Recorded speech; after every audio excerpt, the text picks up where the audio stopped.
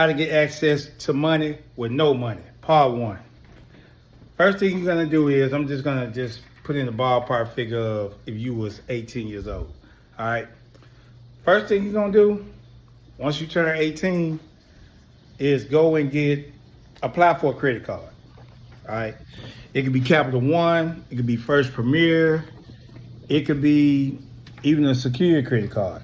But a security credit card is basically using your money. But that's just an option you're gonna have if you don't have like let's say if you don't have any other option. Then yeah, I would do that.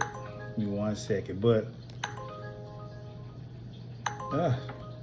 ain't gonna let me take this sound off, y'all. But anyway, number 1, apply for a credit card. All right.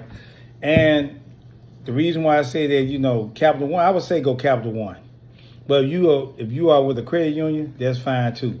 Because you can basically apply for like a college, apply as a college student. Or like you going to a trade school. Fresh out of high school, especially when you turn 18, that's who they target because they want you to get a credit card because they know you're going to misuse it. And it's going to end up putting you in a position where you're going to have to pay a lot of interest. But this is what you're going to do. You're going to go and apply for a credit card. Once you apply for that credit card, you're going to, I'm going to use a ballpark figure. So let's just say, for example, that you get a credit card for like $1,000. All right. You don't want to go over 30%. 30% from $1,000 is $300. All right. So $300. You want to take maybe no more than $200. You want to take a cash advance out. You want to pull probably like maybe $200 off and transfer it to your banking account and let it sit there for like 3 or 4 days. Maybe like, between 2 to 4 days. It don't matter. But on that 4th day or whatever, you're going to take that money that you pulled off the card, which is that $200 or whatever, and pay it back to the credit card.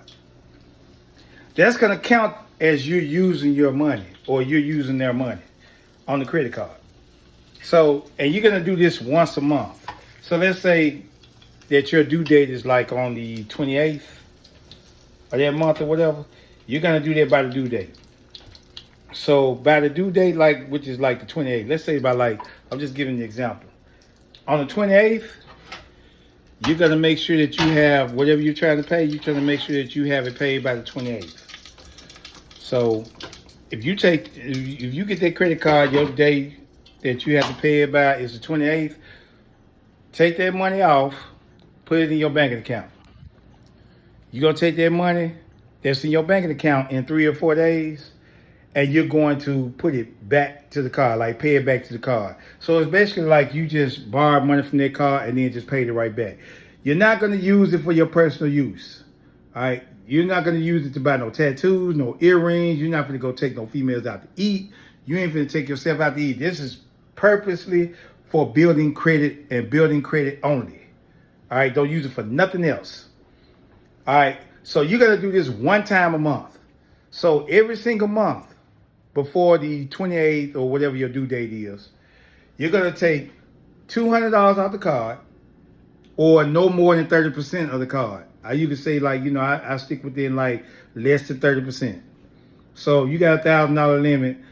You want to take no more than 30% off. But to be on the safe side, I might do like 10 or 20%.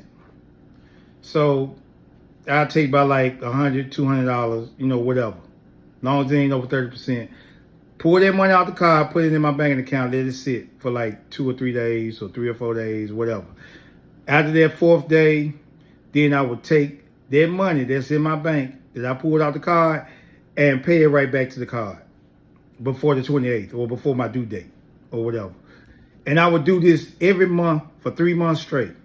On that 4th month, I would call the credit union or I would call the Capital One or whoever the credit card belonged to, increase my limit. So let's say I got $1,000 already. I might say, hey, can I get a credit limit increase of $4,000? They might say, no, Might not be $4,000, but we can give you $2,000. Okay, that's fine.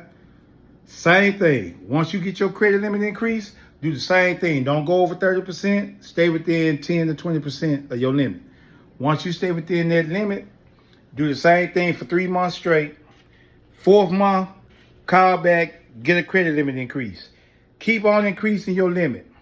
By the time you turn 21, you should have at least 5 to 6 figures of access. That's enough to be able to just go and swipe the credit card on the car lot and pay a car off. That's even enough to probably go get a house. You know, so depending on what kind of house you're looking for. Now, you know, but what you can do is you can just basically just go and get that, and then you can just still be within your 30%, and then still, you know, hey, you still be living good. You'll still be all right. Go get that and keep on increasing your limit. By the time you turn 21, you should be having access to at least 6 figures because your credit and your utilization is up there. So that's part one, and that's building your personal credit. You want to have your credit score up to at least 7, between the 6s, the high 6s, mid 70s, mid 700s. So I would say like a 685 to a 730, something like that. Maybe a 750. At least that. You can go higher, that's fine too, but I would say go as high as you can on your credit limit. That way that if you really need something for an emergency event or something like that, you'll have access to it. You see what I'm saying? Now, this is just one way. This is how you build your personal credit. Part 2, I'm going to show you how to get even more money by building business credit. So stick around for me. But this right here should help you with your personal credit. Start with your personal credit, then work on part 2. Let's go.